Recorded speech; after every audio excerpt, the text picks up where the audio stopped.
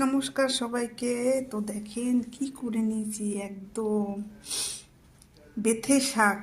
গ্রামাঞ্চলে আলু খেতে হইতো বেথে শাক, সেই বেথে শাক ভাজি করছি। অনেক কাঁচামরিচ দিছি, একদম ঝাল ঝাল কটকটটা ঝাল। এখানে আলু ভর্তা করে রয়েছি, আর এখানে মুগের ডাল রাঁধছিলাম, সেই মুগের ডাল রয়েছে। আজকে রাতের ডিনার, মানে রাতের খাওয়া দাওয়া এটা দিয়ে করবো। ঘি গরম মশলা দিয়ে মুগের ডাল করেছি। তো এই রাতের খাওয়া দাওয়া করবো। ভাত আছে, ভাত গরম করতে দিয়েছি।